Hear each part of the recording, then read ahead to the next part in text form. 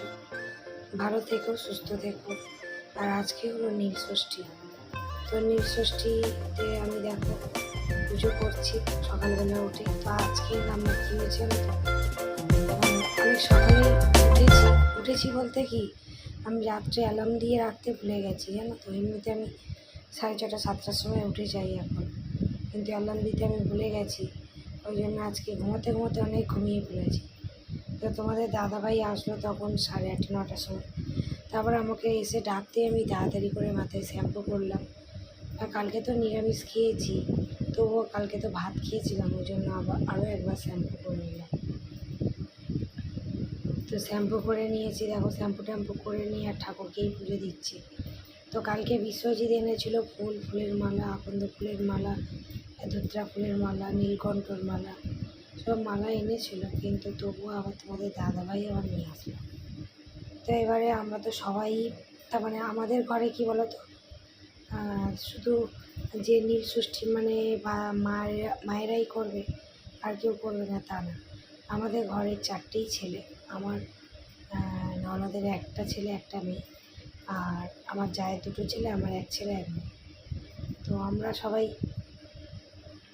একই বাড়িতেই থাকি, একই আমাদের দুমহল বাড়ি।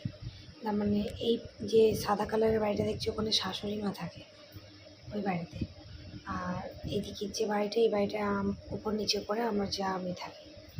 হ্যাঁ, তো সবাই কিন্তু আমাদের, যতই আমরা আলাদা খাই আলাদা থাকি, মানে থাকি বলতে কি বাড়ি থেকে তো অন্য জায়গায় থাকি না, একই বাউন্ডারির মধ্যেই 3 তলা করে ঘর আছে আমাদের। ওই দিকেও 3 তলা ঘর, এদিকেও 3 তলা ঘর। কিন্তু আমরা দু জায়গায় আমাদের অনেক মিল, বা শাশুড়ির সঙ্গে অনেক মিল। আমরা কেউ কোনো কিছু হলে আমরা সবাইকে দিয়ে খাই। আমার ঘরেও কিছু হলে, মাংস তো সবসময়, মাছ মাংস আমাদের ঘরে সবসময়, ওদের ঘরেও আমাদের ঘরে। আমাদের মাছ মাংসটাই বেশি হয়, নিরামিষটা কম হয়। নিরামিষ বলতে গেলে আমরা বৃহস্পতিবার আর শনিবারটাই নিরামিষ খাই, বাদ বাকি সময় কিন্তু আমরা বেশিরভাগই মাছ মাংস খাই। আমি আবার এত বড় মেয়ে হয়ে গেছি, 2 বাচ্চার মা হয়ে গেছি, কিন্তু আমার একটু ঢং আছে জানো তো।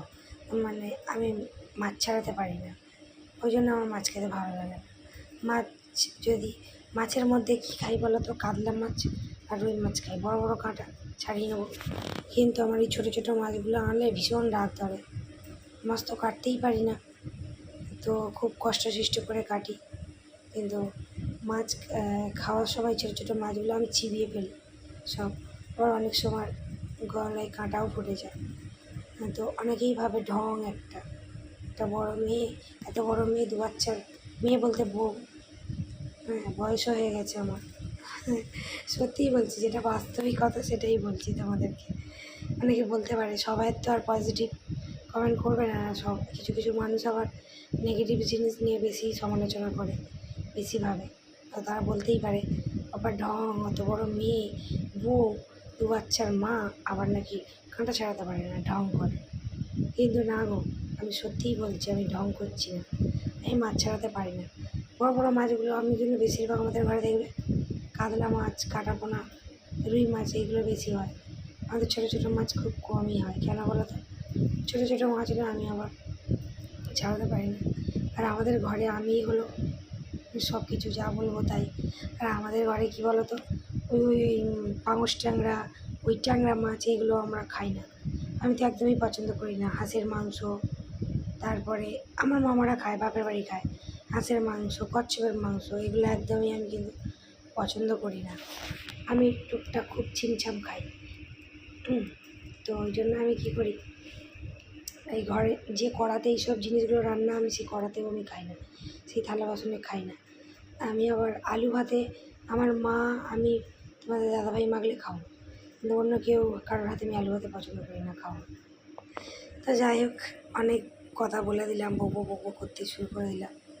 তো তারপর দেখো, পুজো টুজো দিয়ে এসে আজকে রান্না করেছি কী বলো তো, কাবলি ছোলা পনির দিয়ে তরকারি করতাম, কিন্তু আমার যখন উপোস করেছিলাম একবার কী হয়েছে, এই কয়েক মাস আগে কী একটা উপোসে পনির দিয়ে কাবলি ছোলা করেছিলাম, আলাদা আলাদা করে তুলে রেখেছিলাম, আমার নষ্ট হয়ে গেছে জানো, 2 গামলি তরকারি। তো সেই দেখে বলেই দিয়েছি, ফ্রিজে তুলিনি। এরা তো সারাদিন ধরে লুচি তরকারি হলে খেতে থাকে, একটা দুটো করে খেতে চায়। ওই জন্য ফ্রিজে তুলি না। ফ্রিজে তুললে কী হয়, বারে বারে মাইক্রোওভেনে গরম করতে হয়। ওই জন্য বাইরে রেখে দিয়ে আমার নষ্ট হয়ে গেছে। তো এইবারে ওই জন্য কী করেছি, শুধু কাবলি ছোলার তরকারি করেছি আর মুড়ি বলছি, লুচি করেছি।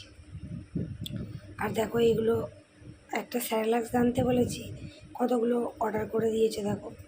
এইগুলো হলো চাউমিন, এগুলো মোটা চাউমিন। এই চাউমিনগুলো আমি বাপ চোদ্দো পুরুষে খাইনি, কোনো জন্মে দেখিও নি, খাইও নি। তো এই প্রথম খাবো, দেখি কেমন হয়। তো যখন কেটে খাবো তখন তোমাদের সাথেও শেয়ার করবো। তো বলছে তো মোটা মোটা চাউমিন নাকি খুব ভালো হবে। তো যাই হোক, আর রাত্রেবেলার একটু লুচি কম ছিল বলে শুধু লুচি করেছি। আর আমার কী বলো তো, আমি লুচি পরোটা খেয়ে না থাকতে পারি না। আমি আমার বাবার মতো কিছুটা হয়েছি, মায়ের মতো একদমই কিচ্ছু হয়নি। মায়ের মতো আমার ভাই হয়েছে, আমি আমার বাবার মতো কিছুটা হয়েছি। তার মানে আমি একদম লুচি পরোটা খিচুড়ি এগুলো খেয়ে থাকতে পারি না। আমি একটু ভেতো বাঙালি, মানে ভাত খেতে প্রচুর ভালোবাসি। গ্রামের মেয়ে তো, একদম পাড়া গ্রামের মেয়ে আমি, জানো তো। তো ওই জন্য আমি খুব ভাত ভালোবাসি, ভীষণ ভালোবাসি ভাত। আমাকে 3 বার দিলে ভাত আমি 3 বারই খাবো, এত ভাত ভালো লাগে আমার, জানো তো। আমি একদম লুচি পরোটা পছন্দ করি না। আর সারাদিন এই লুচি পরোটা খেয়ে থাকলে কীরকম হয় বলো তো। তো আমার শরীর যেন শুধু কেমন হচ্ছে, যেন শুধু জল টানতে পারছে, শরীরটা কি কষ্ট হচ্ছে, ভালো লাগছে না। তো কবে ভাবছি যে সোমবার আসবে, কখন রাতটা, তার মানে রাতটা কাটবে, কেটে দিনটা আসবে, তাহলে কিছু একটা মুড়ি খেলেও আমি শান্তি পাই। ভাত না দিলেও যদি আমাকে একটু মুড়ি দেয়, সেটাতেও শান্তি পাই। কিন্তু সেটাতেও খেতে পাচ্ছি না, ষষ্ঠী বলে কথা, বাচ্চাদের জন্য মা হয়েছি না, এইসবগুলো তো পালন করতেই হবে। তো এই জন্য আর কি বলি, রাতটা কখন কাটবে, দিনটা আবার আসবে, কালকে একটু মুড়ি দিয়ে সকালবেলা উঠেই মুড়ি খাবো। সত্যি বলছি, ভালো লাগছে না। সকালবেলা উঠে ভাত চাল বসিয়ে দেবো, হ্যাঁ, ওরা যদি বাজার করে তাড়াতাড়ি এনে দেয়, দিক আর নাই দিকে আমি আলু সিদ্ধ ভাত ঘি দিয়ে করে আগে খাবো, তারপরে বেলাতে যা হয় হবে। তো যাই হোক বন্ধুরা, অনেক বক বক করলাম এই ভিডিওতে, এত বকেছি তো বলার মতো না।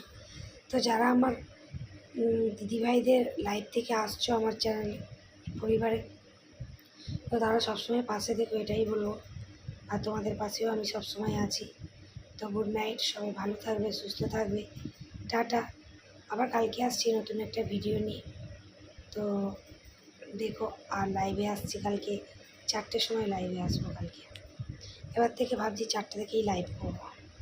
তো টাটা, অনেক রাত হয়ে গেছে, এবার ঘুমিয়ে পড়ি। Good night.